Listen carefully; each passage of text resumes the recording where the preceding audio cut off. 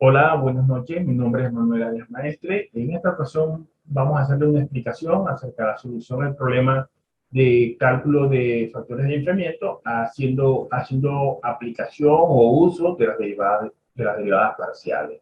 Tenemos el caso donde tenemos el inciso 1, el punto 1 dice, eh, la fórmula utilizada por los meteorólogos para calcular el factor de enfriamiento del viento, que es la temperatura que se siente en el aire real al tomar en cuenta la presencia del viento, que es el otro factor, que es un factor relevante en la temperatura ambiente. Nos encontramos que T, nos encontramos la fórmula que dice que T es igual a F de T, S igual a toda esta operación que está acá, ¿sí? Con este parámetro tenemos que donde T es la temperatura real del aire en grados Fahrenheit y S es la velocidad del viento en millas por hora. Tenemos estos dos parámetros de entrada, temperatura y velocidad, y nos piden entonces resolver el inciso A, el inciso B y el inciso C. Entonces, para el inciso A, nos dice, ¿cuál es el factor de enfriamiento del viento cuando la temperatura del aire es de 32 grados Fahrenheit y la velocidad del viento es a una velocidad del viento de 20 millas por hora? Entonces, lo que hacemos es coger sencillamente esta fórmula que está acá, ¿sí? La traemos y aplicamos esta fórmula y eh, ingresamos los parámetros de entrada, tanto en la velocidad como en la temperatura como en la velocidad. Al hacer esta operación nos encontramos que a 32 grados Fahrenheit y una velocidad de 20 kilómetros por hora, de 20 millas por hora, el factor de incremento, el factor de incremento es de 19,9856, ¿sí? Ese sería el factor de enfriamiento. También nos dicen alguna interpretación en unidades de grados centígrados y kilómetros por hora. Pues para esto sencillamente hacemos el factor de conversión. Para el caso de la temperatura, en grados Fahrenheit es igual a 1,8 grados centígrados más 32. Y para el caso de la velocidad, que es una milla por hora, sabemos que una milla equivale, haciendo factor a kilómetros, nos encontramos que una milla equivale a un kilómetro dividido entre 1,60. ¿Sí? Es mucho más pequeño que un kilómetro, una milla. Reemplazamos en la fórmula para calcular el factor de enfriamiento y luego simplificamos y luego de simplificar nos, nos encontramos, nos encontramos que el resultado es este que está acá, en rojo. ¿Sí? Que T es igual a F de T, S por 55,628 a que T es igual a F de T, S igual a 55,628 más 1,118, 1187 menos 20 menos todo esto que está acá. ¿Sí? Donde T es la temperatura del aire en grados centígrados, ¿sí? Aquí ya está en grados centígrados, y esa es la velocidad del viento en kilómetros por hora. ¿Sí? Ya habiendo repasado las unidades. Entonces, también nos encontramos, de esta manera resolvemos el inciso A y el inciso B nos pide, si la temperatura es de 32 grados Fahrenheit, o sea, se mantiene tal cual como estaba en el inciso ¿a cuánto cambiará aproximadamente el factor de enfriamiento si la velocidad del viento aumenta de 20 a 21 millas por hora? ¿Sí? Entonces ya aquí hay que resolver un delta de T, ¿sí? Un diferencial de una inicial menos una final. ¿Sí? Conocemos la inicial, que es a 32 grados Fahrenheit con 20 millas por hora. Lo sabemos que el factor de enfriamiento de esta es de 19,9856, tal cual como está acá, pero hay que calcular el final, que ya no es 20 millas por hora, sino 21 millas por hora. Hacemos la respectiva reemplazo de esos factores de entrada, ¿sí? De esos parámetros de entrada en cuanto a temperatura y velocidad del viento, en este caso 21 millas por hora, y nos da que F de 32,21 para este caso sería de 19,762, ¿sí? El factor de enfriamiento. Ya teniendo este factor de enfriamiento final, simplemente lo reemplazamos en la fórmula inicial, tal cual, lo hacemos acá abajo, y nos da que delta de t es igual a 0,2793. ¿Sí? De esta manera hemos resuelto el inciso B, el punto 1. El inciso C nos dice, calcule el factor de enfriamiento del viento para la ciudad de Bogotá y Cali al mediodía y a las 4 p.m. ¿Sí?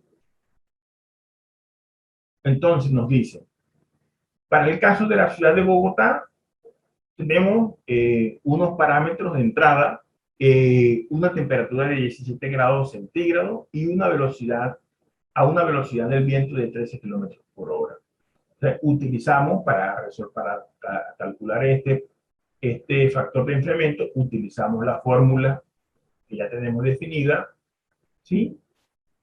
Y sencillamente reemplazamos esos parámetros de entrada, ¿sí? Los parámetros de entrada, en este caso, los reemplazamos a 13 kilómetros por hora y a 17 grados centígrados. El factor de enfriamiento para la ciudad de Bogotá a las 11 de la mañana, el día 9 de septiembre del 2021, fue de 62,08. ¿Sí? Lo tenemos ahí resuelto. Lo hacemos también a las 5 de la tarde, tomamos esa muestra y encontramos que está la velocidad del viento 13 kilómetros por hora, pero la temperatura ha descendido a 16 grados centígrados. ¿Sí? Reemplazamos tal cual esos parámetros de entrada, de temperatura y velocidad del factor viento y nos da nos da 59,89, ¿sí? Como factor de enfriamiento. Nos da el factor de enfriamiento de 59,89, ¿sí? De la misma manera lo hacemos para la ciudad de Cali.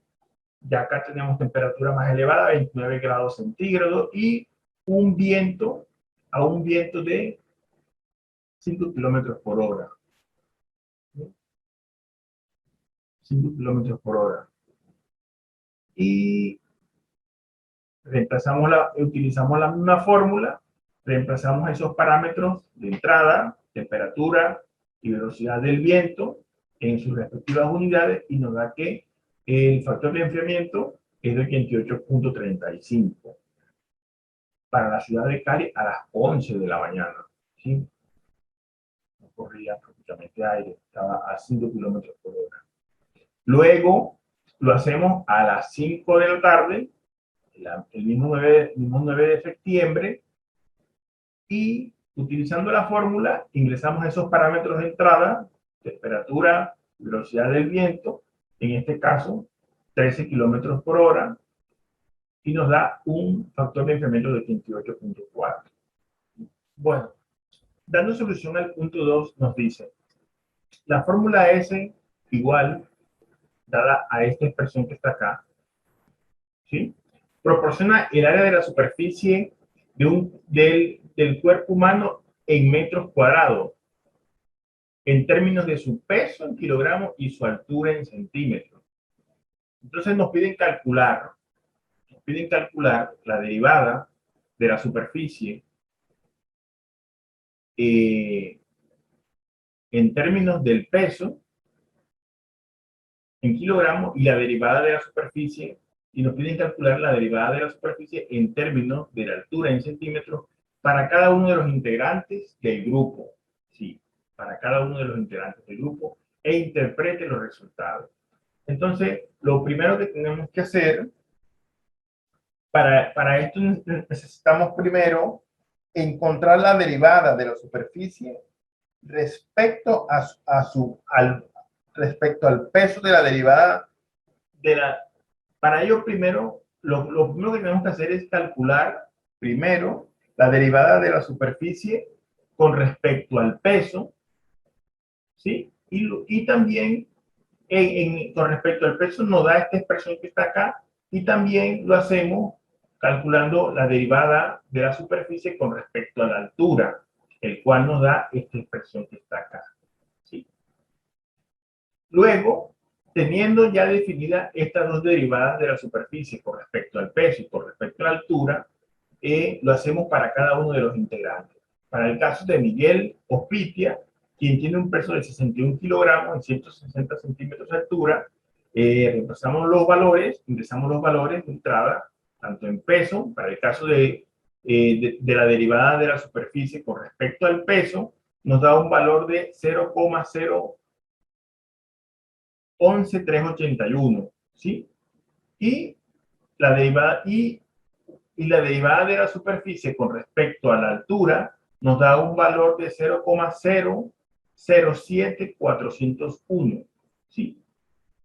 También lo hacemos con respecto, tomando la información de Miguel Díaz, para quien la derivada de la superficie con respecto al peso, en este caso Miguel Díaz, 68 kilogramos, la derivada de la superficie con respecto al peso sería de 0,011315.